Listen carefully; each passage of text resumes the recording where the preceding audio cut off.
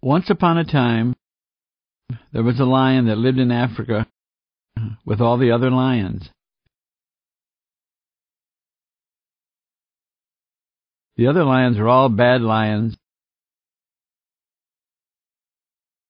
and every day they ate zebras and wildebeests and every kind of antelope.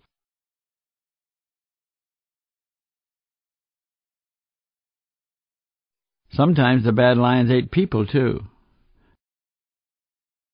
They ate Swahilis, Umbulus, and Wandaboros. And they especially liked to eat Hindu traders.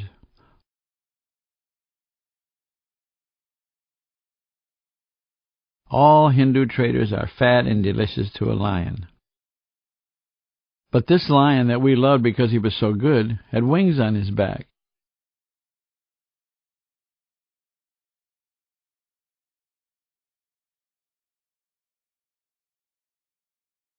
Because he had wings on his back, all the other lions made fun of him.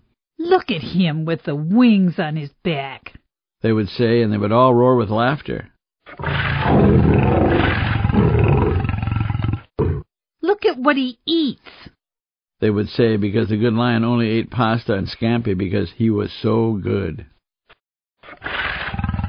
The bad lions would roar with laughter and eat another Hindu trader, and their wives would drink the blood, going lap, lap, lap with their tongues like big cats. They only stopped to growl with laughter or to roar with laughter at the good lion and to snarl at his wings. They were very bad and wicked lions indeed. But the good lion would sit and fold his wings back and ask politely if he might have a Negroni or an Americano, and he always drank that instead of the blood of Hindu traders. One day he refused to eat 8 Maasai cattle and only ate some tagliatelle and drank a glass of Pompadoro.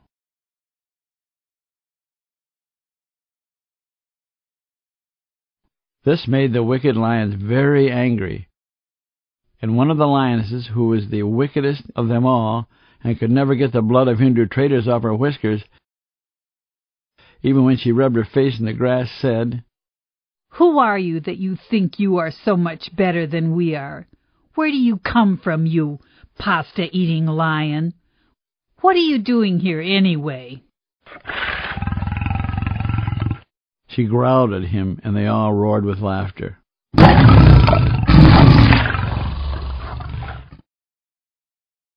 My father lives in a city where he stands under the clock tower and looks down at 1,000 pigeons, all of whom are his subjects. When they fly, they make a noise like a rushing river. There are more palaces in my father's city than in all of Africa, and there are 4 great bronze horses that face him, and they all have 1 foot in the air because they fear him. In my father's city, men go on foot or in boats, and no real horse would enter the city for a fear of my father.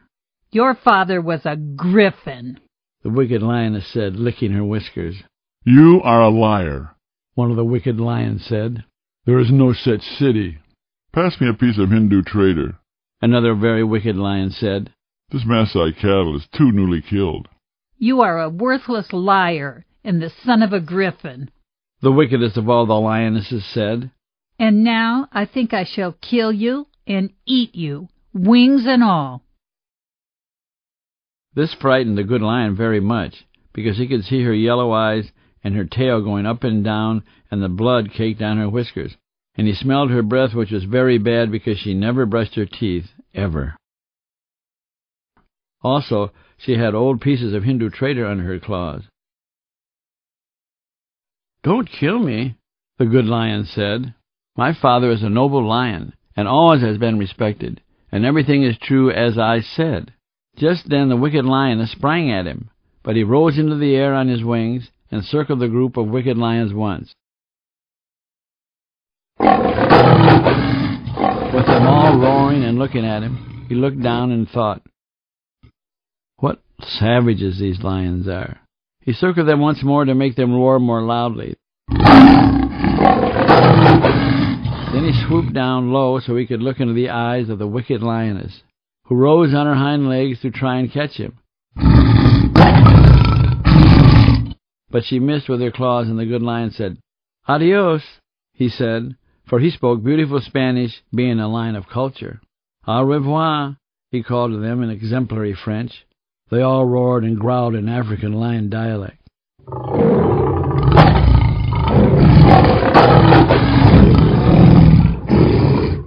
The good lion circled higher and higher and set his course for Venice. He alighted in the piazza, and everyone was delighted to see him. He flew up for a moment, kissed his father on both cheeks, and saw that the horses still had their feet up, and the basilica looked more beautiful than a soap bubble. The campanile was in place, and the pigeons were going to their nests for the evening. "How is Africa?" his father said. "Very savage, father," the good lion replied. "We have night lighting here now," his father said. "So I see," the good lion answered like a dutiful son. "It bothers my eyes a little," his father confided in him. "Where are you going now, my son?" "Oh, to Harry's bar," the good lion said. "Remember me to Cipriani and tell him I will be in some day to see about my bill," said his father. "Yes, father," said the good lion, and he flew down lightly and walked to Harry's bar on his own 4 paws. In Cipriani's nothing was changed. All of his friends were there, but he was a little changed himself from being in Africa. "A Negroni, Signor Baroni?" asked Mr. Cipriani, but the good lion had flown all the way from Africa, and Africa had changed him. "Do you have any Hindu trader sandwiches?" he asked Cipriani. "No, but I can get some." "Well, while you are sending for them, make me a very dry martini," he added. "With Gordon's gin?"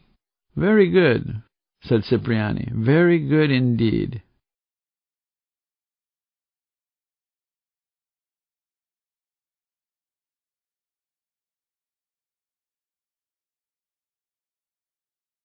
Now the lion looked about him at the faces of the nice people, and he knew that he was at home, but that he also had traveled. He was very happy.